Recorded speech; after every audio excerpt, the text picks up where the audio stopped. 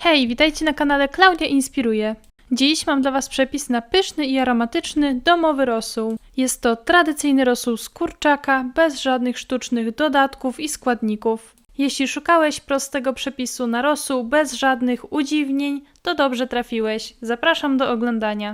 Na początku szybciutko wyświetlę Wam listę składników, do której możecie wrócić w każdej chwili, w której będziecie potrzebować. Składniki znajdziecie też w opisie filmu. Do dużego garnka o pojemności około 5 litrów wrzucamy około 1,5 kg mięsa z kurczaka.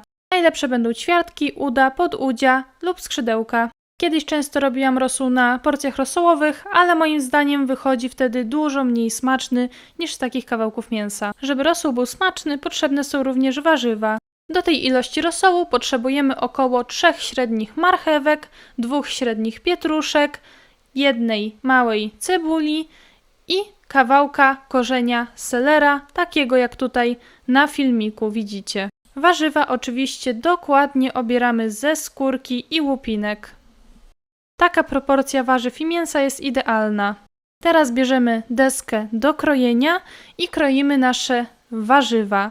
Warzywa kroimy na duże kawałki, ja przekrajam je najpierw na pół wzdłuż, później te połówki znowu przekrajam na pół wzdłuż, a później już tylko na pół w poprzek i wychodzą takie duże słupki.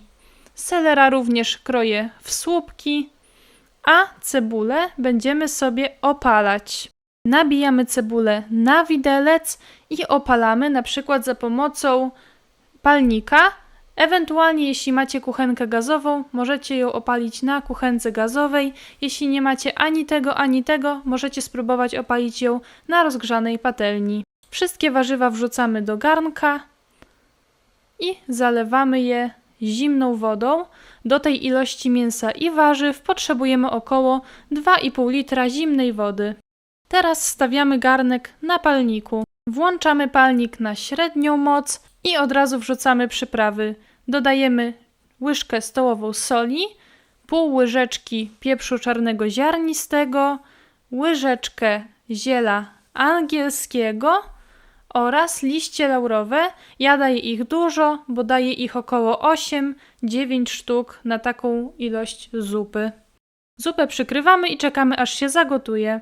Gdy widzimy, że dopiero zaczyna się gotować, lekko ją mieszamy i czekamy, aż bardziej się będzie gotować i zbiorą się szumowiny. Możecie zobaczyć, że w trakcie gotowania robi się taka pianka i to są właśnie szumowiny. One są takie lekko żółtawe i teraz, gdy się zebrały, z pomocą sitka staramy się je wyłowić.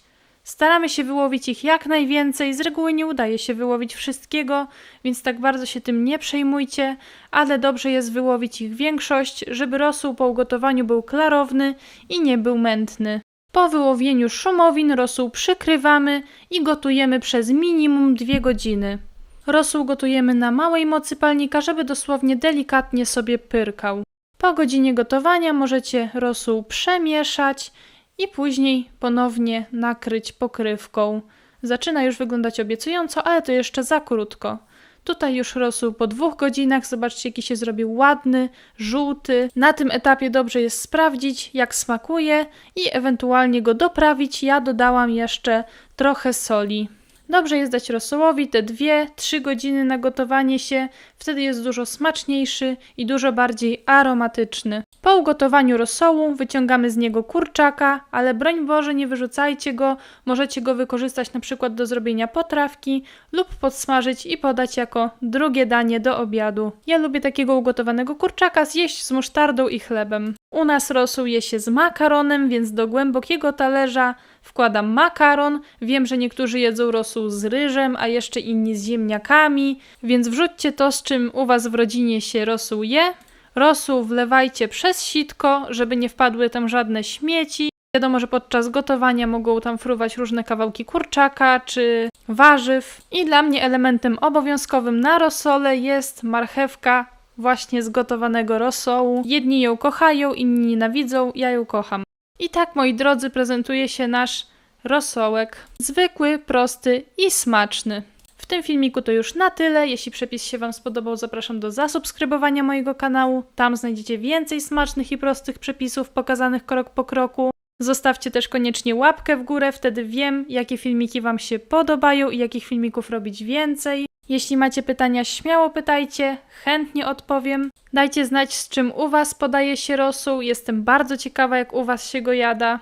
No i co? Do zobaczenia w następnym filmiku. Cześć!